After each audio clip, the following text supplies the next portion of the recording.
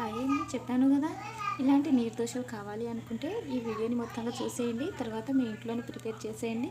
చాలా అంటే చాలా ఇష్టంగా తింటారు, చాలా ఇష్టంగా తింటారండి. మీకు నేను రాగి దోశని ఎలా ప్రిపేర్ చేయాలో చూపిస్తానండి. నేను తీసుకున్నది చూస్తున్నారుగా, సుజీ రవ్వ లేకపోతే బొంబాయి రవ్వ అంటారు. దీన్ని మిక్సీ జార్లో అయితే వేసేస్తున్నాను.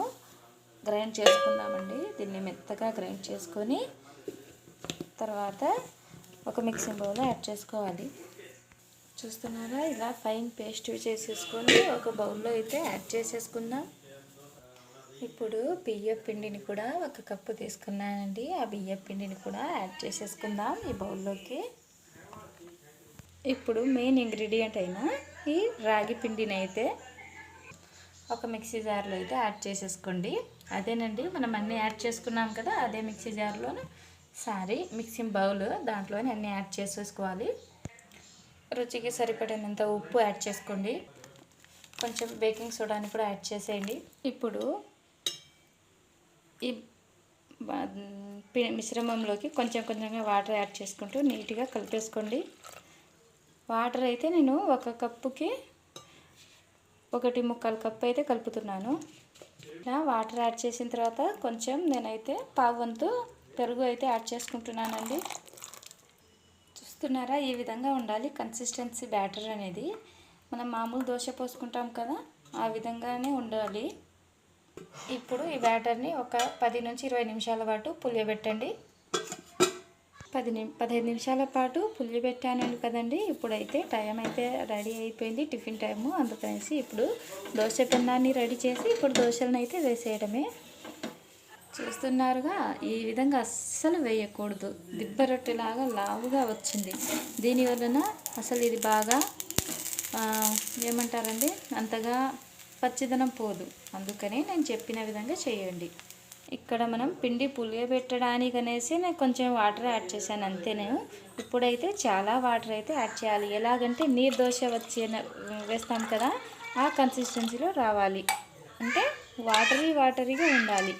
చూపిస్తున్న విధంగా అయితే రావాలి. వీడియోలో చూపిస్తున్నా కదా, ఈ విధంగా అస్సలు వేసుకోకూడదు. రాగి దోశ అనరు దీన్ని, పచ్చి దోశ అని అంటారు. ఇప్పుడు వేస్తున్న విధంగా దోశలను అయితే ఇట్లా పోసుకోవాలండి. ఎక్కువగా కలపకూడదండి. ఈ పిండిని పైనుంచి ఇట్లా స్లోగా ఇలా కలుపుకుంటూ పైనుంచి వాటర్ తీసేసుకొని ఈ విధంగా పోసేయండి. ఈ నీరు దోశ మీదకి ఆయిల్ అనేది అస్సలు అప్లై చేయకూడదు.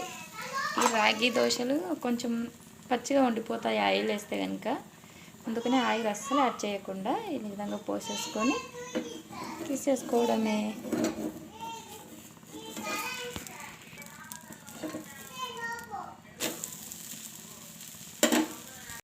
అండి, welcome back to our channel. ఈరోజు నేను చూపించే ఈ రెసిపీ వచ్చేసి రాగి నీరు దోశ అండి. అస్సలు స్కిప్ చేయొద్దు, చాలా బాగా వచ్చాయి. మీ ఇంట్లో వాళ్ళు చాలా హెల్తీగా ఉండాలన్నా ఇటువంటి రెసిపీస్ చేస్తూ ఉండాలి. రాగి దోశ లాంటివి మీరు నీరు దోశని చూసింటారు. వీడియోని అస్సలు స్కిప్ చేయొద్దండి. కావాలి మీకు టైం అంతగా లేదు అనుకుంటే 2x స్పీడ్లో అయితే వీడియోని చూసేయండి. అలాగే ఈ రాగి నీరు దోశని ఎలా ప్రిపేర్ చేశానో పూర్తిగా చూసేయండి. చెప్పానుగా, దీనిపైన ఆయిల్ అనేది అస్సలు దోశ పైనుంచి ఆయిల్ అనేది పోయకూడదండి. చాలా బాగా వచ్చాయి. మీరు కూడా టేస్ట్ చేయండి. అలాగే మీ ఇంట్లో వాళ్ళకి చేసి పెట్టండి. అందరికంటే చాలా అంటే చాలా బాగా మెచ్చుకుంటారు మిమ్మల్ని.